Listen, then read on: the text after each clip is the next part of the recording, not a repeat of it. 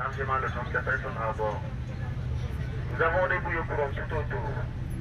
Le gilet de cette sorte, nous avons plus de 400. Là, on est à l'abri.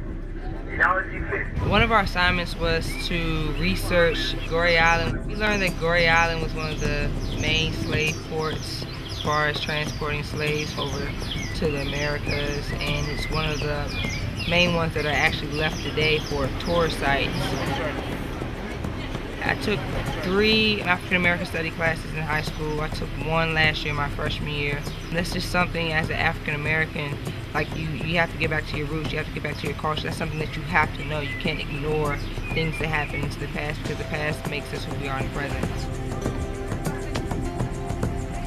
It was a very eye-opening experience, as well as a very heartfelt one.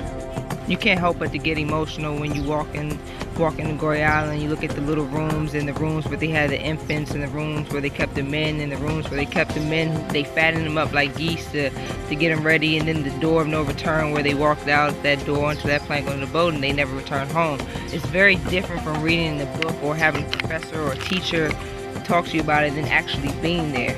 That just made us a part of history, to be able to stand right there where they were standing at, and then to see the shackles and the little rooms, and how they said they had the Europeans upstairs looking down when they would purchase the slaves. It was very heartfelt. It's something I can go back and tell my family.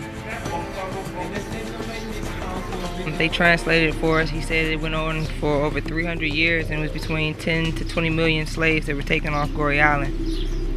And that's devastating in numbers itself.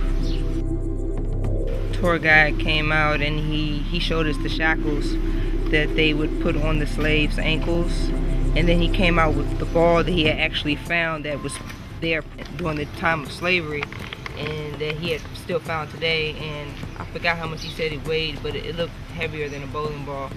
And they would connect it to the bottom of their feet when their ankles were already shackled. It wasn't enough to like put the shackles around the ankle and you got them walking around like barely able to move, but to tie like a heavy like bowling ball sized thing around the shackles already, just for them to use the bathroom. I mean, clearly they weren't going anywhere, but I think that was just more degrading in itself.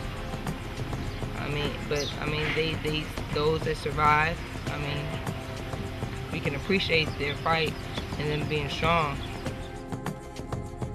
I feel like it broke down, like especially taking the men out of the homes, it broke down families, and it weakened the African race as far as like family goes. And like you can see that with like poverty, because families are torn. And I think it is because of slavery, and like the men or the father figures being taken out of the house, or the mothers being taken out of the house, and the kids. I think it did something to the mindset that was passed on traditionally throughout the generations.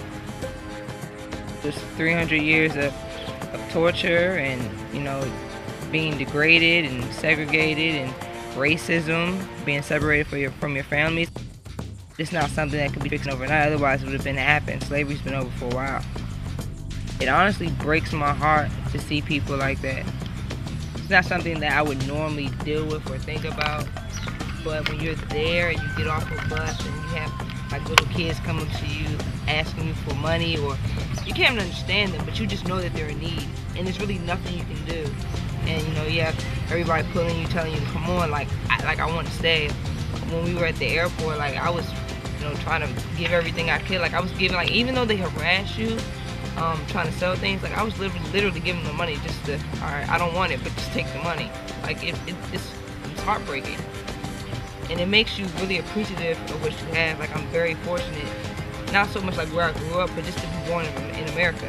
We have to really appreciate everything that we have now. And I know, like we say that we appreciate things, and like a month from now when we're back at home, we may not like really think about it, but if we could like just stop and think and like just keep that in our hearts, 'cause that's something I would never forget.